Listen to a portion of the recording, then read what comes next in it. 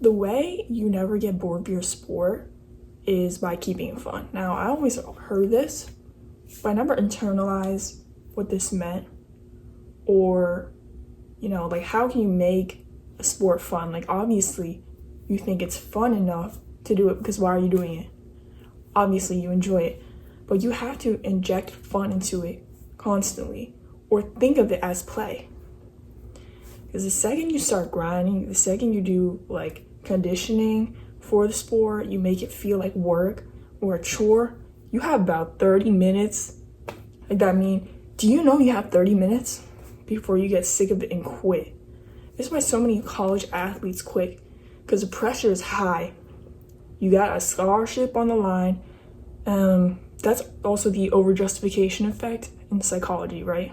When you receive money for something that you would have done for free for the pure enjoyment of it, you're adding an over-justification of it, and it makes the thing less enjoyable. Which is why some YouTubers feel like making videos is a chore, or some artists who make money off their art feel stressed and they don't want to do art anymore, because something they would have originally done for free, for fun, is now monetized. And this whole over-justification thing comes into play. And it's sad, but you need to keep it fun, all right?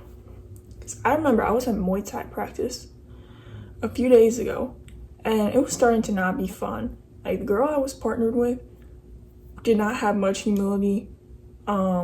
She looked locked in, like, and it's so inspiring. She was just chopping it on me, like, and of course, I don't blame her, because if the hit was too hard, that's my responsibility to say something, and I didn't, because I don't like seeming like a bitch, so I let her have it. She looked like she was going through it. But how I made that class fun is I started treating it like play. Like I would go like this,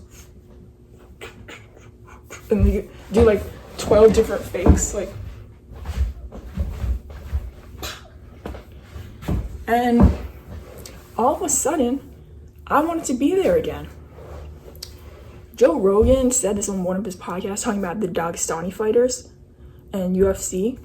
They train like 9 hours a day or something in those gyms over there. You could see pools of sweat on the mats, or like 3 sessions a day, right? In grappling.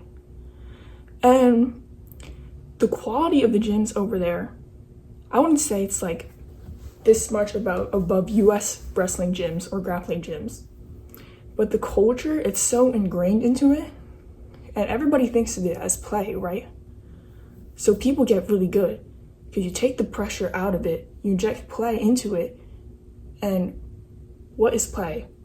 Very low pressure, and you're willing to make mistakes. You're willing to try new stuff. I used to really like basketball. I would go to pick up basketball games every chance I got. And it was very fun for me, because I was trying trick shots, like behind the back, like dribble like this with one hand and then trying to catch it in the other. And everybody was like laughing and stuff. But then I put this pressure on me.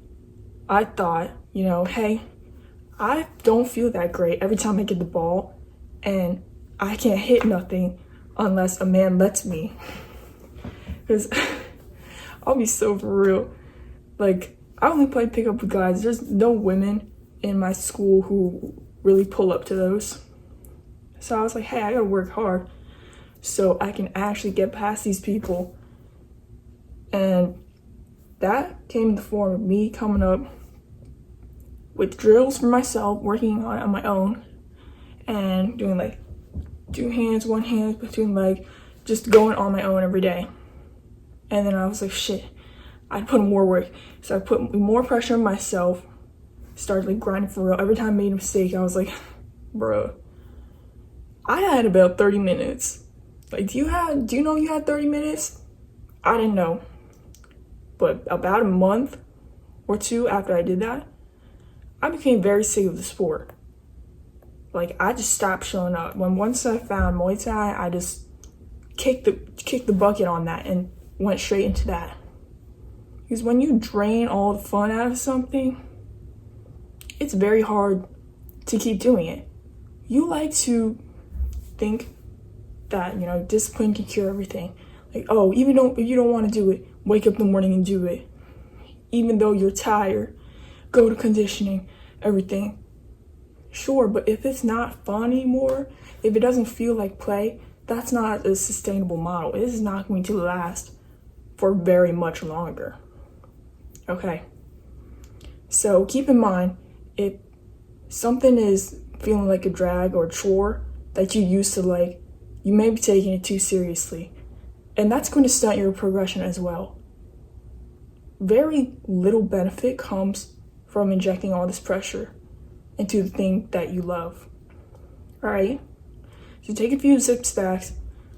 Think about if you really want to keep doing this thing, because maybe you just have a change of mind. That works too. But if you do, start injecting play in it. Like, if you do martial arts like me, it's just like it doesn't have to be like every time. All right.